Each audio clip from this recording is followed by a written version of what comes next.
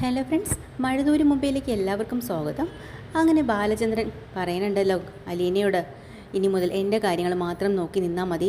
നീ അമ്മയെ നോക്കും പോലെ എന്നെയും നോക്കണം. ഞാൻ നിന്നെ ഒരു മകളായിട്ട് തന്നെയാണ് കാണുന്നത്. തിരിച്ച് നീ എന്നെ ഒരു അച്ഛനായിട്ട് തന്നെ നീ കണ്ടാൽ മതി എന്ന് പറഞ്ഞു വിടട്ടെ. എന്നിട്ട് വീണ്ടും പറയുന്നുണ്ട്, ഇവിടെ പലരും നിൻ്റെ അടുത്ത് ശത്രുതയുമായിട്ട് വഴക്കിന് വരും.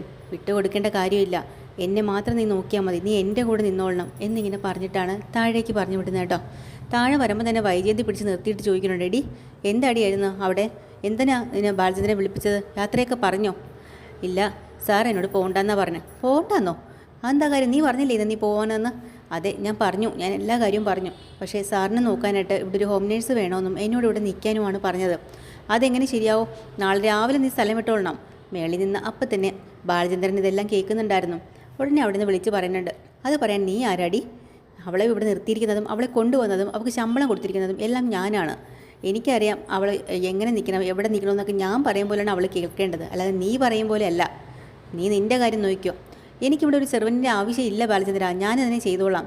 അത് നിൻ്റെ ഇഷ്ടം. നീ ജോലി ചെയ്യോ ഇല്ല, അത് നിൻ്റെ ഇഷ്ടം. പക്ഷേ എൻ്റെ കാര്യങ്ങൾ നോക്കാനായിട്ടും അമ്മയുടെ കാര്യം നോക്കാനായിട്ടും ഹോം നേഴ്സായിട്ട് ഞാൻ അവളെ നിർത്തിയിട്ടുണ്ട് ഇവിടെ.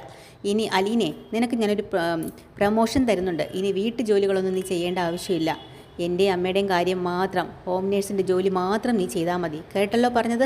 ഇത്രയും പറയുമ്പോൾ തന്നെ വൈജ ആകെ നാണം കെട്ടങ്ങ് പോവാട്ടോ. അങ്ങനെ നേരെ അകത്തേക്ക് കയറി എന്നിട്ട് ബാലചന്ദ്രന് വേറൊരു കാര്യം കൂടെ പറയാനുണ്ട് കേട്ടോ.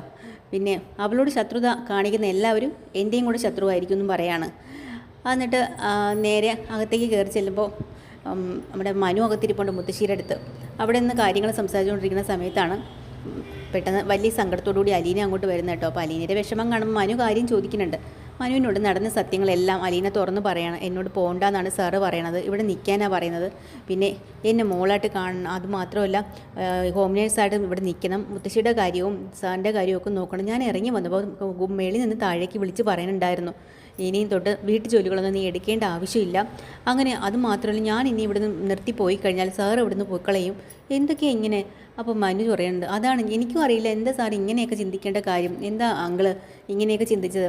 അപ്പോൾ മുത്തശ്ശിയും കിടന്നുകൊണ്ട് പറയാണ്, ബാലൻ എന്താ ഇങ്ങനെയൊക്കെ പറയണത് അറിയില്ല. എന്തായാലും മോളെ, ബാലൻ പോകണ്ടെന്ന് പറഞ്ഞില്ലേ, അതുകൊണ്ട് നീ പോകണ്ട. നീ അവൻ പറയുന്നത് അനുസരിച്ചാൽ മതി. അവളെ നീ അനുസരിക്കേണ്ട കാര്യമൊന്നുമില്ല. അവസാനം മനു പറയാ, ഒരു കാര്യം ചെയ്യും അലീനെ, തൽക്കാലം ഇത് ധർമ്മസങ്കടത്തിലാവേണ്ട ആവശ്യമില്ല. നീ ഇനി വല്ലിച്ചൻ വീട്ടിൽ വന്ന് നിൽപ്പുണ്ടല്ലോ, അപ്പോൾ വല്ലിച്ചനോട് കൂടെ ഒന്ന് ആലോചിക്കാം. അവർക്ക് എന്നോട് ദേഷ്യമൊന്നും ഇല്ല മനുവേട്ട. അവരിവിടെ വന്ന് കണ്ട് എന്നോട് സംസാരിച്ചതാണ്. എന്നോട് വലിയ സ്നേഹ. ഞാൻ പറഞ്ഞിരുന്നു ഇവിടെ മാഡത്തിന് എന്നെ ഇഷ്ടമല്ലാന്ന്. എന്നിട്ട് പോലും അവർ പറയുന്നത് നീ ഒരിടം പോകണ്ട, ഇവിടെ തന്നെ നിന്നാൽ മതിയെന്ന്, മുത്തശ്ശിയെ നോക്കാൻ നീ വേണം എന്നൊക്കെ എന്നോട് പറഞ്ഞത്. അപ്പോൾ അവർക്ക് എന്നോട് ഒരു ഇഷ്ടക്കേടും ഉണ്ടാവില്ല. അതാ ഞാൻ പറഞ്ഞത്, ഞാൻ അവിടെ ഒന്ന് സംസാരിക്കട്ടെ, അത് കഴിഞ്ഞ് വേണ്ടത് ചെയ്യാം. പിന്നെ ഇപ്പോഴത്തെ അങ്കിളിൻ്റെ അവസ്ഥ വെച്ച് നോക്കുമ്പോൾ അങ്കിളിൻ്റെ കൂടെ നിൽക്കുന്നത് നല്ലത്. നീ ഇട്ടെറിഞ്ഞ് പോകുന്നത് ശരിയല്ല കേട്ടോ.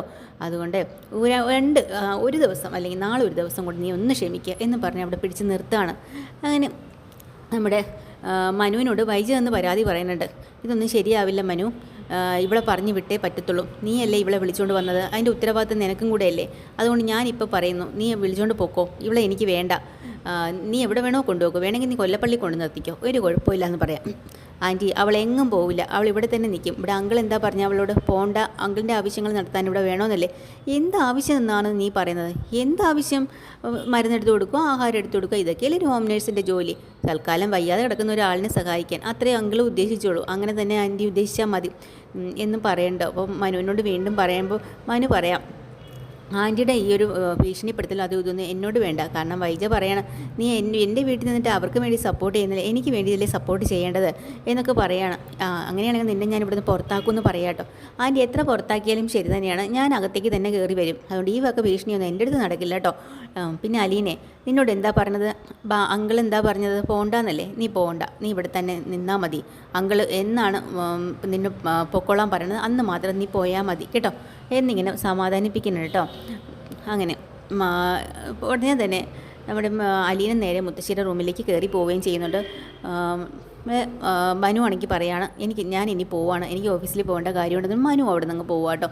എപ്പിസോഡ് തീരാ. പുതിയൊരു എപ്പിസോഡ് വീണ്ടും വരാം. ചാനൽ ഇഷ്ടമായി ലൈക്ക് ചെയ്യുക, സബ്സ്ക്രൈബ് ചെയ്യുക. Thank you.